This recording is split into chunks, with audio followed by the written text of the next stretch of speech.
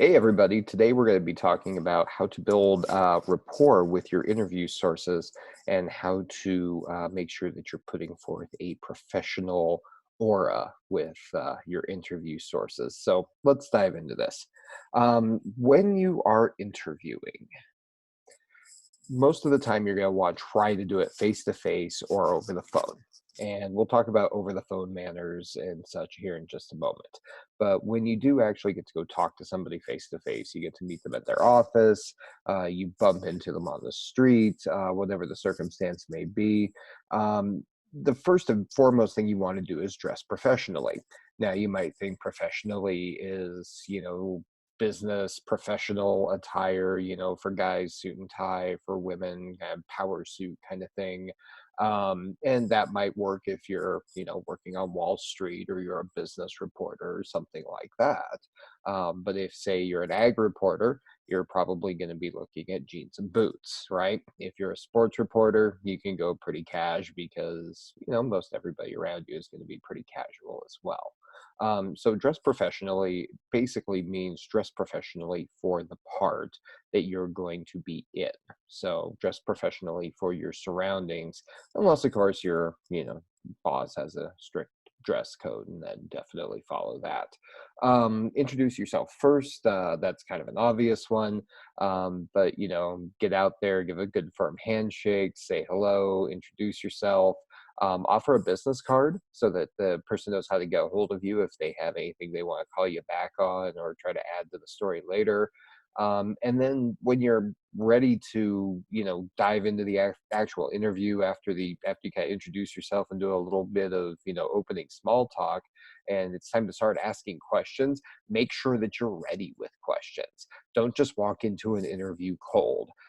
Every now and again, you have to do that in a breaking news situation, but avoid that whenever possible. So have some interview questions written out, ready to go, and then have a way to, record those answers. Ideally by writing notes, but also maybe by recording with either audio or video. Well, audio and video, or maybe just audio is how you should have said that. But anyway, you want to make sure that you do that to, so you can go back over and make sure that you have quotes absolutely accurate, because it's not uncommon to, 2 minutes after having a good conversation with somebody and you're playing it back in your mind, go, oh, wait, what did that person say again? Yeah. So, what I like to try to do is write notes, have an audio recording as a backup, and then when somebody says something that I really want to quote, I'll try to jot down where we are in the timer on it. So it's like, at 1:53 or something. And so it's not necessarily that I'll, take notes the entire time. But I'm just kind of marking down where I think the good stuff is, and then I'll go back to my recorder and check those out. We can talk about recorders here in a little bit as well. But that's, one way to do it to make sure that you're being totally accurate. Also, in terms of being ready with questions and being ready with a way to record those questions, you want to make sure that you do your background info. So have some kind of understanding of what the story is about. If you're going out to cover, say, how fracking happens, try to read up on how fracking happens. There's a lot of information out there, whether it means going to your library, just Googling up articles, looking for something in competing media, whatever it is, make sure you have some kind of understanding of the story. Because if you don't understand the story, how are you going to explain it to anybody else? How's the journalism going to work for you to explain to somebody else if you yourself can't quite wrap your own mind around the story, right? It's one of those things you can fake it till you make it sometimes, but this is not one of those times.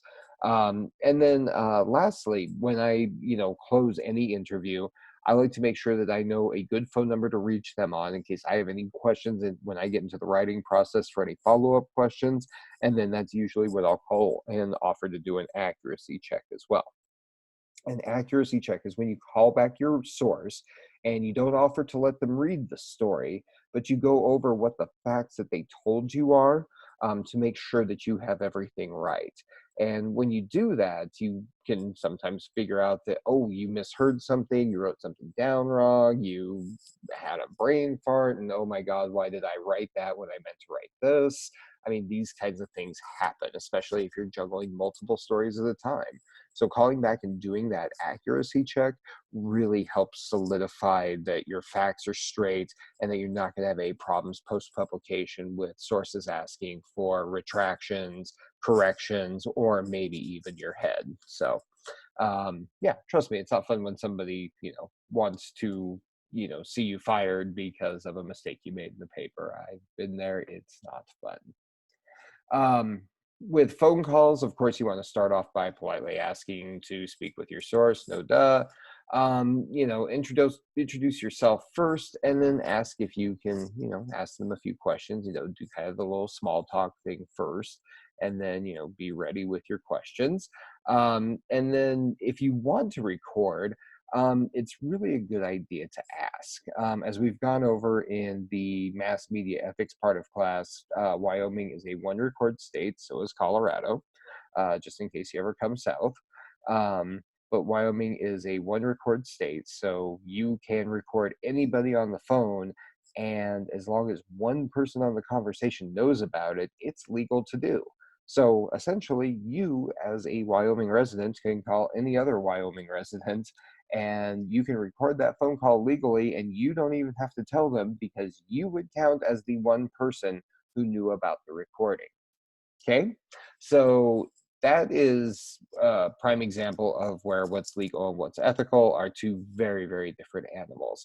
I think you should always disclose to a source that you are going to record them, and especially for what purpose. If you're going to use it for a podcast, if you're going to use it for some kind of multimedia presentation, then you should definitely make sure they know that. If you're just going to use it to verify your own facts and then nobody else is going to hear the recording but you, make sure you tell them that too. Okay, and sometimes that puts a source at ease, especially somebody who might be, say, self-conscious about their voice. We all know somebody who's like that, or we might be somebody who is like that ourselves. And telling somebody it's only me who's going to hear it, it's just so I can verify my facts, it's not going to be published anywhere.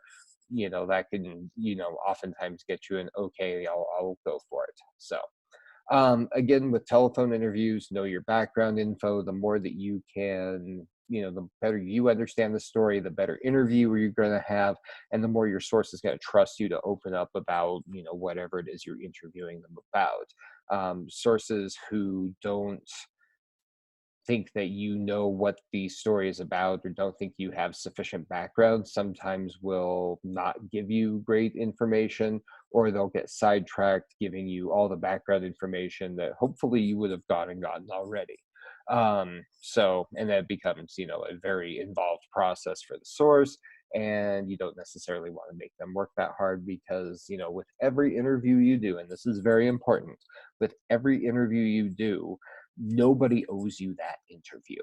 Okay, you may think they do, and especially from a watchdog fourth estate perspective, yes, absolutely, public servants owe statements to the public about how they acted, if they acted inappropriately, or how things are working, or things along those lines. But the way I always approach it with interviews is that nobody absolutely owes me anything. You've got to work for that interview. You've got to show that source that you are going to quote them warmly and accurately, that you're going to ask smart questions, and that you're going to know what you're talking about when you're asking those questions and then writing the story. And if you can't do that, sources are going to sniff that out really fast, and they're not going to want to work with you as much. If you can display that you can do that, then yeah, they'll call you and have no problem just, going right into information. And as you cultivate sources on a beat, this is especially helpful in sports writing. If you're thinking about sports writing, it's also helpful in, say, covering, city or county government, or if you're talking about doing more of a features beat and looking at, say, arts and culture in your city. Whatever you might be thinking would be, fun to write about or cover on social media. Say like, hockey, for instance, just throwing ideas out there. The more that you can show about that background, the more people are going to trust you and open up to you. So know your background info. Again, ask them for a no phone number so you can call them back and verify the story, do the accuracy check thing. And then one other thing, when you're on your phone, a good thing to do if you don't have ready access to a recorder is to type your notes out on your laptop or your tablet, because a lot of times that's going to be faster than recording and transcribing or just trying to jot down notes, pen and paper. So just, little tip that I've picked up along the way, especially back in my sports writing days. With email interviews, when you are going to, say, seek an interview by, say, phone or face to face, but you're, making first contact through email, that's a good thing to do. You don't necessarily want to do email interviews unless you absolutely have to. Email is more for initiating contact, setting up appointments, things like that, than it is for actually conducting the interview. You could do it for, one or two questions every so often, or maybe if you're looking for like an official statement, email is also a great way to get public documents, photographs, things like that. But ultimately, you don't want to do full-on interviews unless it's a last resort. This is the only way we're going to get it kind of situation. So when you are approaching an email interview, first thing I've got up there is strong subject line that emphasizes the point of the interview. That is number one thing that you should be doing. Without a strong subject line, people might skip over your email entirely. Kind of depends how busy their inbox is. But there's no guarantee somebody's even going to open that inbox. So make sure you have a strong subject line that emphasizes exactly what it is that you're trying to get the interview for, so that hopefully they will see it, be curious, and read it. Then of course always start off with a professional greeting. So make sure you know who you're contacting and then greet them in a professional way. Um, so it's usually like Mr. or Mrs. or full name. Generally try to avoid just first names. Sometimes you can do that a little bit in entertainment coverage, but for the most part, avoid just doing first names because it's a little bit on the informal side, and try to establish that rapport, and then you can go on a first name basis. So then, make a quick introduction, which is basically who you are, who you write for, and what you're going to cover. And then put in some specific requests for information.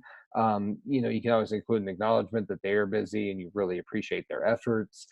This is a nice way to, establish that rapport again. That's really important to get somebody to give you the interview or to give you the information that you're looking for. You can always, basically throw in a deadline in there. Ask them if they can call you by a certain day or time, or let them know the story is due, pretty soon here too. So I'd love to talk to you sooner than later. Always mention that you will follow up with a phone call a little bit later, because sometimes people will see their email and not want to reply to it. But then when they see that you're calling, you'll get the old, oh yeah, I was just going to interview or email you back about that interview, right?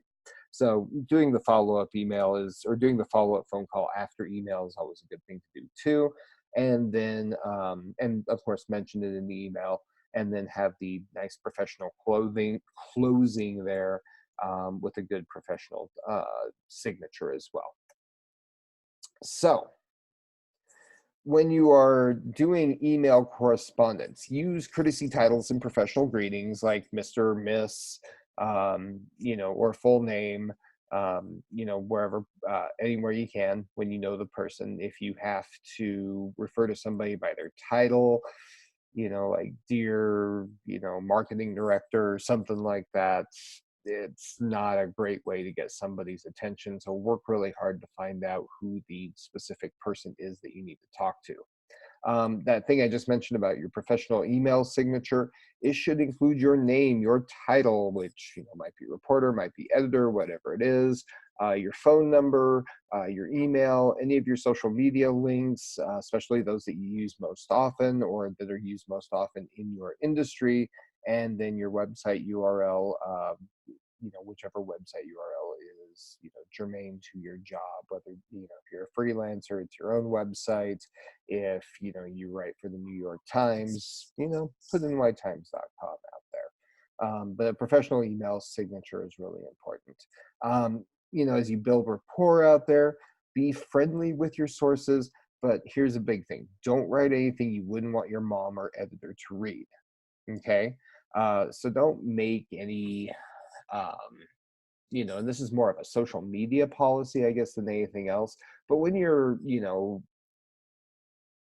emailing people back and forth, or even when you are, you know, say bantering on social media, commenting on anything on social media, because you are a little bit in the public spotlight as a reporter, there is a chance that somebody is going to take something that you have said publicly or said in an email and try to use that against you if they disagree or are somehow offended by your reporting on something else. This especially can happen when covering political issues. So, as I like to tell everybody about online behavior, try not to make statements on social media that you wouldn't want your mom or editor to read. Try to keep your professionalism at all times, because your public persona is your public persona, whether you mean it to be professional or private.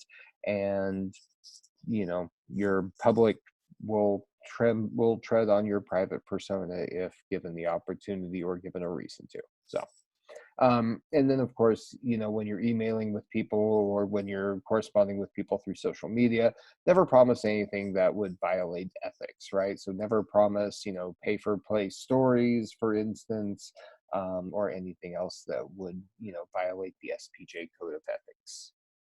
So here's a couple of don't do this examples on how to get attention on emails. For this one, this was a project that we used to do annually at Wingspan, where we would poll all the presidents. We would do a request for, salary information for the 7 presidents of the 7 community colleges.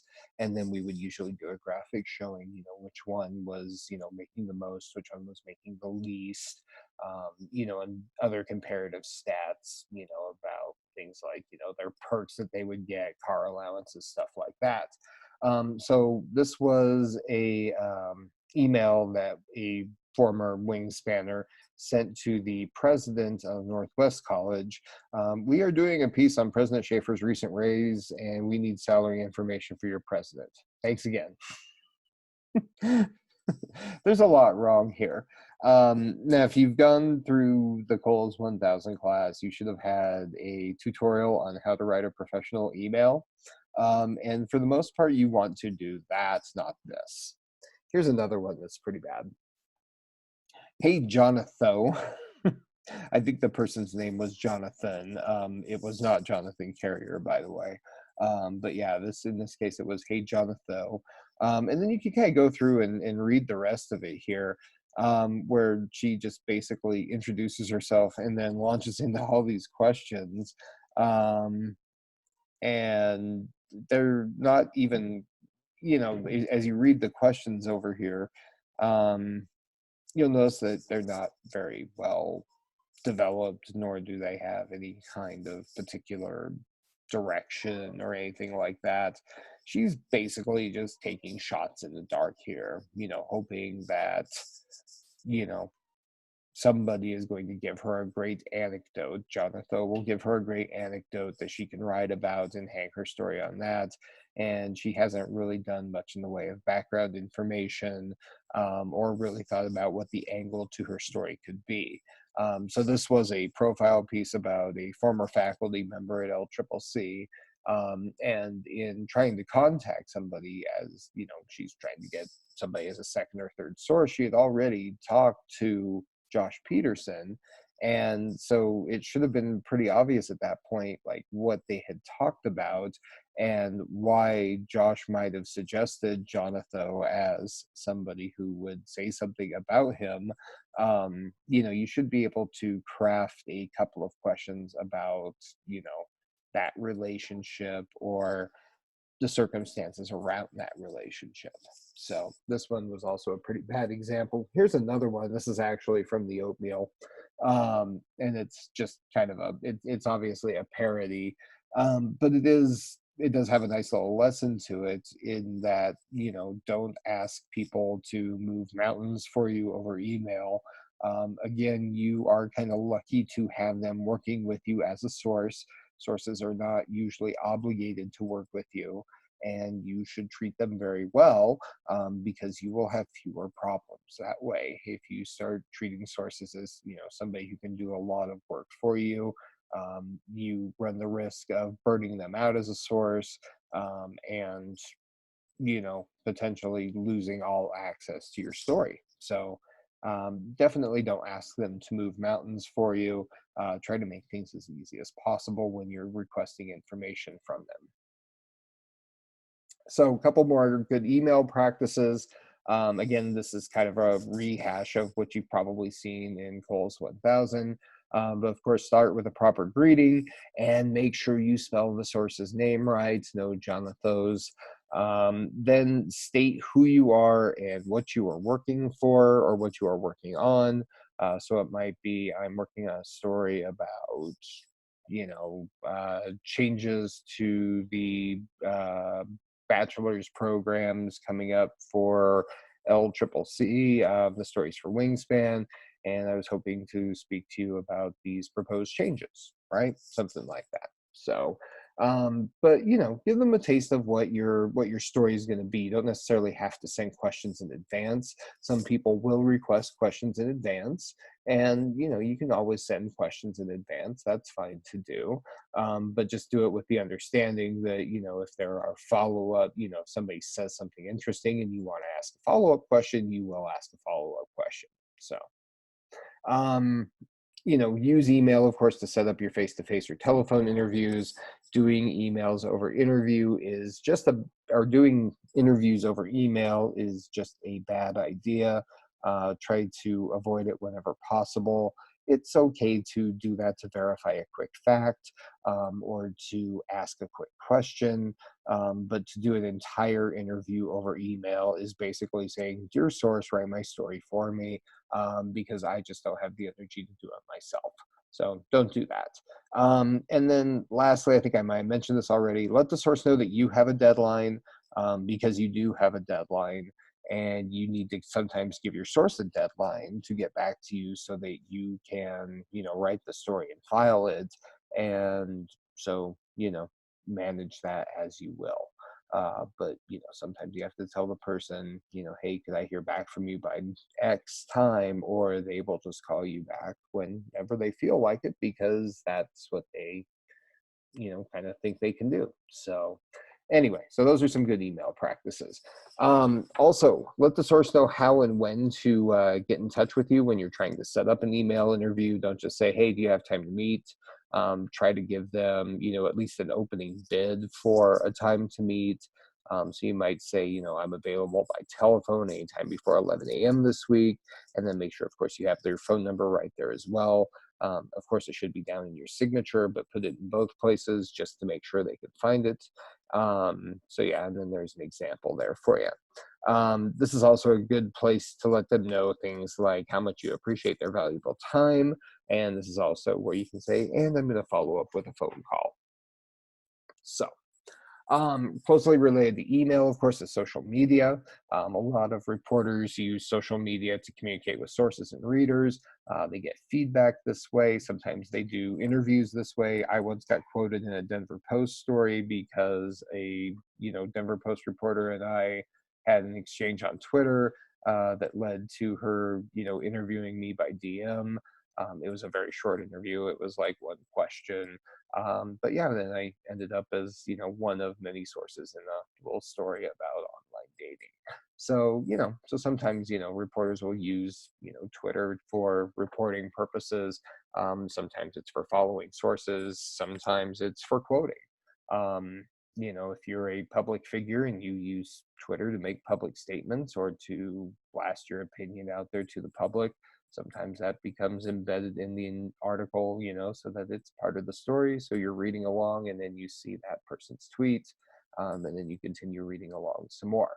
So, with social media, sometimes it's a great way to disseminate information, especially in breaking news situations, or to say live tweet an interesting meeting, things like that.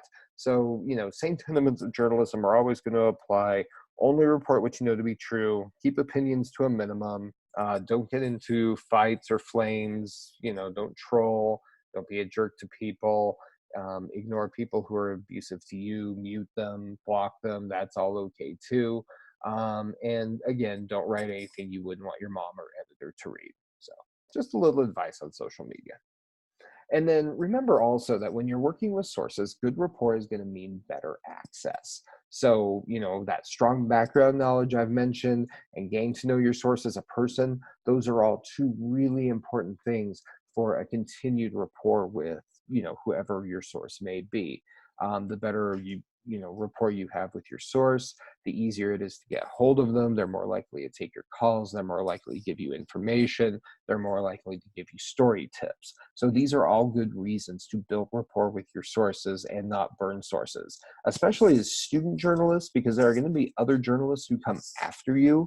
And if somebody has had a bad experience with you because you say took your bad day out on them, well, then that person who's coming after you, who's going to want to talk to that source for a similar story because it's a 2-year college, and sometimes we do stories repeatedly over and over because it is a fast turnover. But that student who comes after you might not get that interview because of something that you did. So that's another reason to, of course, try to build that good rapport is for the people who come after you. And remember, deep down, we all just want to be loved. So try to be nice to people.